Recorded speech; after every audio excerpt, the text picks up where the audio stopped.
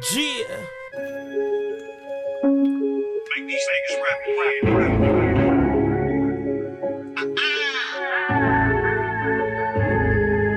I'm walking niggas down with that 4 pound when they go down. That Pakistan chop and knock his forehead to the low ground. Daily round birth, blood spreading through the turf. But it's a lot of niggas there. What's out here fucking up that work? Fucking over niggas' money, playing crazy like he can't be touched. Mobile gas station, drop the window when I fuck him up. Bossing up. What up, though? OG Kenny, O_G_Kenny at Retired from the Streets TV. Listen, I'm at one. Let me get out the car right quick and show y'all where I'm at. All right, real quick, right behind me. This is legendary. I'm over here on the corner of McDougal and Forest, Singletons Cleaner. This is one of the locations, right? I might go to another one over there on Mount Elliott, but this one is synonymous. It's right there, back there on the corner. Can y'all see where I'm at? Way back there, right back there on that corner where that man at, is where I used to be at a lot of the times when I had my high school sweetie. I told y'all she stayed on the east side. My high school sweetie used to be right a block up from here. But Singleton's Cleaner is synonymous with history in the city of Detroit because they had multiple locations, black owned. Daryl Singleton was, or I don't know, is still, whatever, the proprietor of Singleton's Cleaners. It's one here. It's one at 8131 Grass Shit. It's one at 3475 Mount Elliott, and then I want to say it was another one back down here on Warren, off of Moran somewhere, right? But you're talking about legend. The reason why these stories on Let's Not Forget Friday, I failed to mention that because I'm so excited about being over here.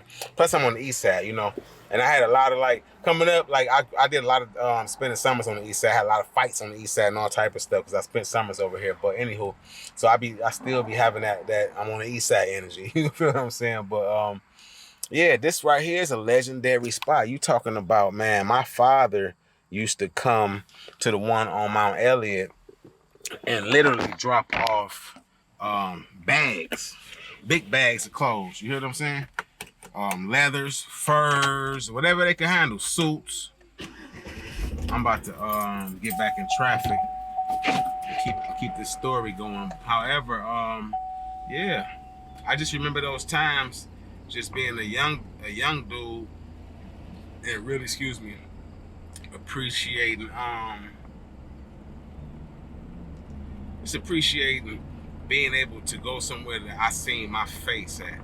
You know what I mean? This man owned these places, and it was just like a phenomenal thing. And then being that my father was getting so much money back then, I used to literally go in there and be spending $100 and some $200 on cleaners bills from this man.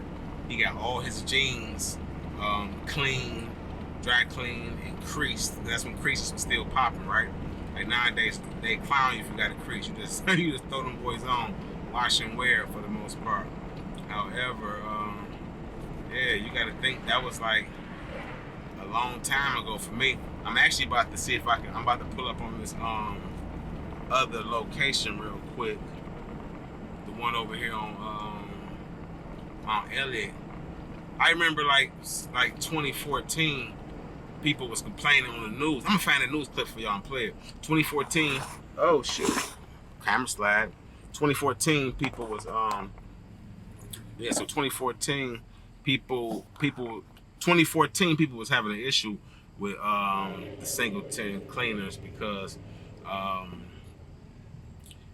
they was having an issue with Singleton's Cleaners because he had closed down. All of a sudden, they didn't know what was going on. Come to find out, he had some court issues hanging over his head, and that was it. That was the reason. You feel me? So now I'm sliding over here to one of the main locations that my father used to frequent. The camera gets sliding. That's because I ain't got it secured. However, my whole point of even, this is synonymous. This episode, Let's Not Forget Friday, about Singleton's Cleaners, is synonymous to me doing time not because he got arrested in 2014, but because of the fact that I actually met his daughters. They were correctional officers at the time. Yep, my bad. my camera sliding all over the dashboard because I'm doing this story on the fly because I'm like, man, I wanted to do a story that reminded me of that time I was at Macomb, and that was perfect because, like I say, me being at Macomb, I ran into this man's daughters. They were correction officers, and they were proud of it. They were proud of the fact their father was Singleton. You know, it was like three Singletons. One of them had got married, and her last name had changed to Underwood. But you're talking about all of them were very solid sisters. You know, you could tell they came from good stock. You could tell they came from a good upbringing because they most definitely was going to do their job, but at the same time, they was not sweating you about the garbage. And that's one thing I respected about them being correction officers, because my mentality back then was like, you the police, you're the police, right? You work for the MDOC, you staff, you police. You a counselor, you police. So I'm pulling up on the other location. So let me tell y'all what's so deep about this, right? All of the Singleton women, including Miss Underwood, now I have heard rumors that she's since passed. I hope they're not true. However, they're all nice-looking women. You know, all thick, you sisters. You feel me? No disrespect to any of y'all, if y'all out there married and y'all that moved on with your life from corrections and all that, but all of the ones I met, there was three of them, like I say, two Singletons, one Underwood. All of them strapped to dick. For real. So yeah, that mud down here. I remember. Yeah. I'll be there in a few blocks. The other Singleton location. I just left the one, like I said, on McDougal and Forest. And like I say, that boy was literally a block from McDougal and Garfield, where my high school sweetie Maria stayed, and I spent a lot of time with her family and with her and in their house. You know. Come on now. I hope that mug ain't towed down or nothing. I might. Okay, let's go to the area. I'm seeing a whole bunch of shrubbery and bushes. Hold on. Oh no. Okay, so I've been corrected.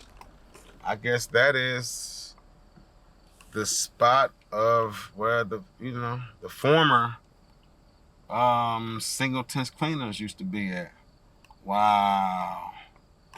That's deep, because let me explain something. I haven't been over, I've been in this area, but I haven't been at this location particularly in a long time.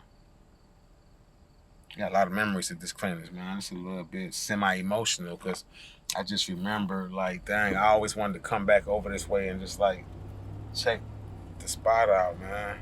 This area over here is this legendary period. Like, you understand? Legendary, I forget the name of this church up here. Right here on Mac and Mount Elliott.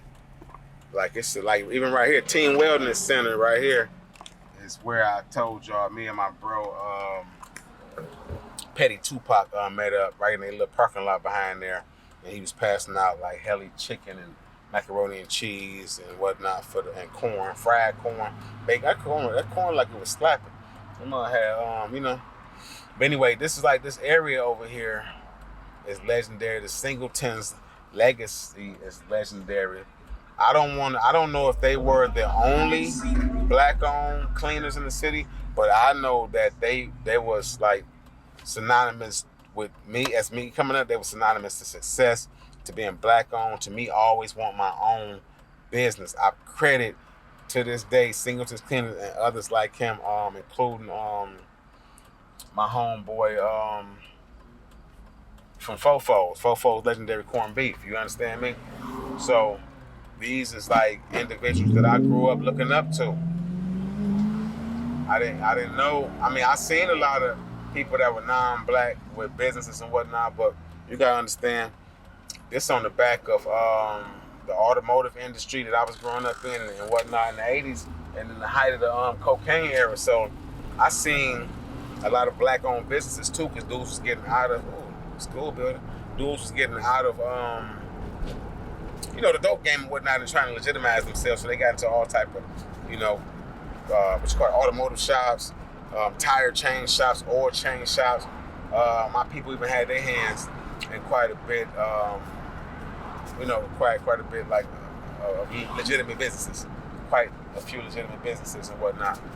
So just growing up, being in the oil change shops and being in the automotive repair shops, and knowing that my people either owned it or knew the owners very well, that gave me a great feeling. That just blew my wig back though, man. I'm about to ride past the other cleaners too, because I need to get this address of one of my OGs to see if he still lived there.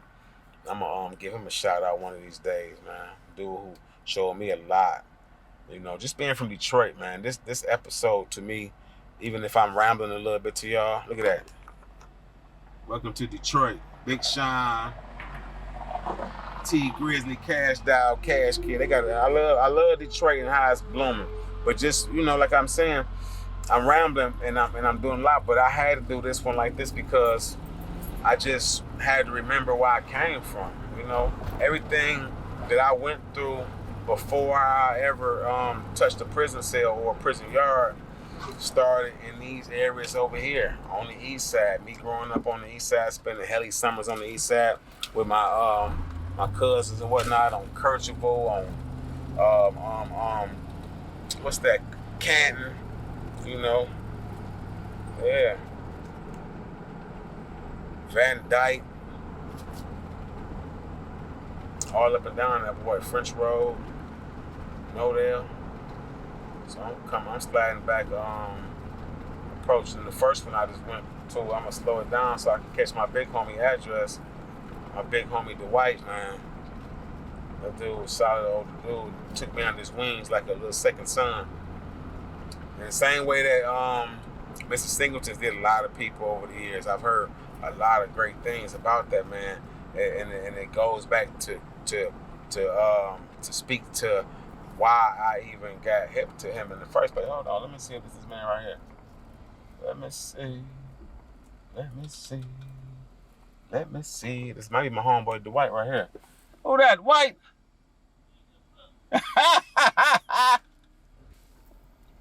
Look how God work. I told y'all my big homie, he keeps them clean old school. That's funny. Look at God.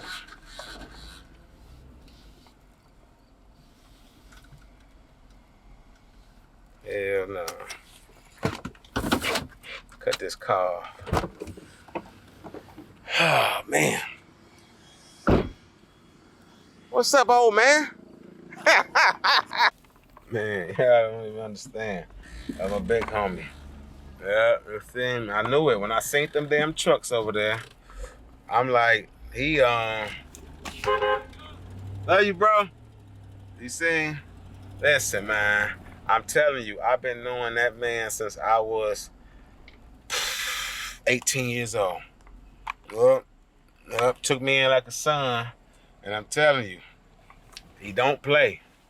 He don't play. You talking about taught me how to make. He had a grinder up in his in the attic over there. We got like a shop because he worked with metal. He been working in the metal factory. He said this is 23rd year. He was just telling me about to retire in 2 years, right? So, man, listen, you talking about, he showed me how to take a piece of wood, embed it with some metal, and he grinded it and made a homemade ice pick.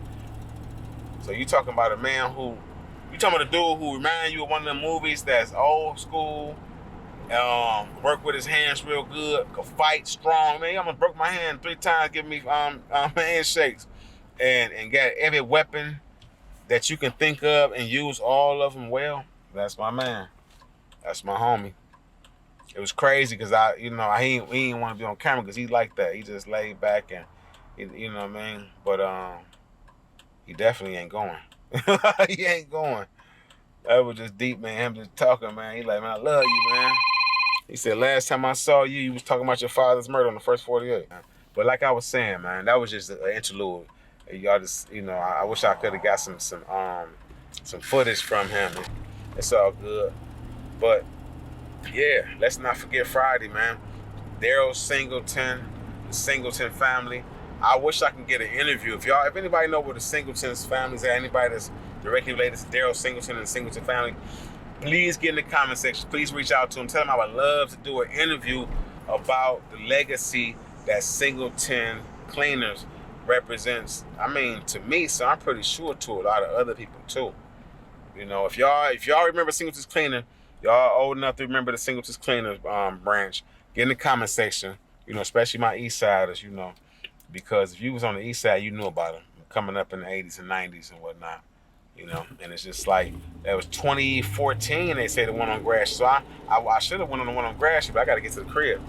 I got people waiting on me and whatnot, but I love the fact that, man, just doing that, going over there, and I say I knew my man. I don't know why. I just knew it. He popped up out of nowhere. That'd be God. That'd be God guiding you in the way, because this wasn't the initial story I was gonna do today. Like always, y'all know that. I always start with one story. I had a whole other story, man. But I say, you know what? The Singletons, I met them around that time when I first got to Macomb, leaving Virginia. So why not tell that story and link it in with the legacy that their father created? You know, so shout out to the Singletons. Shout out to Daryl Singleton and his children, his beautiful daughters. If any of y'all are single, no, that's all I love though. Y'all like, you know, a Detroit family, man, family member to me. So, you know, anyway, man, I thank y'all for tapping in to me. Thank y'all for bearing with me. You know, like shout out everybody from y'all areas that, you know, if wherever y'all from, I don't care where y'all from, get in the comment section and let me know where y'all from and somebody legendary, a family that's legendary, that's, you know, that started their own business and whatnot from the ground up, and you know, looked out for the community and was a symbol of hope and prosperity for the community, right? So guess what I'm about to do? Hop on the freeway. Love y'all, man. Subscribe if y'all haven't subscribed so far. I got some fire coming for y'all. Like this is the time I get into my bid where I was really active and I was doing too much. But anyway, O_G_Kenny, every time for the streets TV. I love y'all and I'm out.